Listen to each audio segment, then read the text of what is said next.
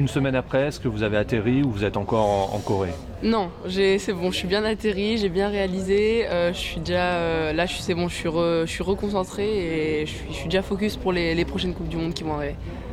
Quand il y a 6 mois, on vous aurait dit vous irez au jeu, vous serez médaillé, vous y auriez cru? Vous irez au jeu, oui, j'y aurais cru. Après, voilà, la médaille, c'est vrai que pour être honnête, pas du tout, parce que voilà, on est 5 filles dans le groupe Coupe du Monde, ils en prenaient que 4. Donc voilà, l'objectif d'aller au jeu, il était là. C'était mes objectifs de la saison, c'était faire des top 10 et aller aux Jeux Olympiques. Et pas du tout de faire des podiums, enfin, c'était pas du tout prévu pour cet hiver. Et c'est vrai qu'après, à un mois des Jeux, après avoir fait 2 podiums en Coupe du Monde, j'y pensais de plus en plus, quoi. Et à votre âge, être médaillé olympique, c'est quelque chose d'inimaginable, non? C'est un peu quelque chose de dingue. C'est vrai que même moi, des fois, je me reprends, je me dis, mais Julia, t'as 16 ans, t'es médaillée olympique, n'importe quoi. Mais en fait, non, c'est quand même beaucoup de travail, même à mon jeune âge. C'est beaucoup de travail, beaucoup de choses mises de côté. Donc voilà, pour cet objectif, donc il arrive avant, c'est même mieux. Voilà, ça me permet de encore plus travailler pour les prochains Jeux, la médaille d'or, les championnats du monde l'année prochaine, avoir un globe de cristal. Enfin, il y a plein d'autres objectifs qui arrivent par derrière.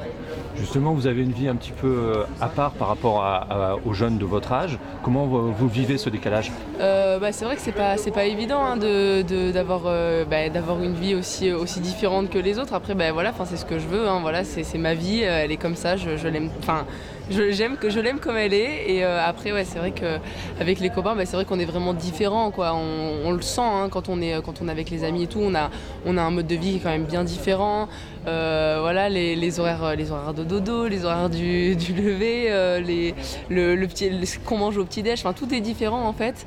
Mais après, voilà, c'est vrai que 16 ans, des fois c'est compliqué parce que c'est l'âge où on commence un peu à vouloir sortir, à vouloir un peu faire la fête. Donc je suis un peu partagée. Après, mes parents, ils sont quand même top à ce niveau-là parce que voilà, ils savent me dire, là, t'as un peu de temps, même moi, hein, je me le dis. Du coup, quand j'ai le temps, quand je sais que je peux me reposer, j'essaie de sortir, de faire des choses de jeunes de mon âge tout simplement parce que c'est vrai que ça me fait un peu sortir justement de cette ambiance compétition qui est tout le temps présente finalement.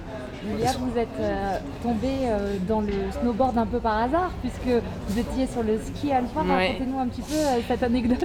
Donc ouais, j'ai commencé par le ski quand j'avais 2 ans, j'en ai fait jusqu'à mes 9 ans et donc j'étais en test pour entrer au club des sports d'Isola 2000 et du coup vu que j'étais justement en test pour intégrer la section, le coach était un petit peu plus sévère avec moi qu'avec les autres et du coup c'est vrai qu'il y a un entraînement qui s'était pas très bien passé, voilà.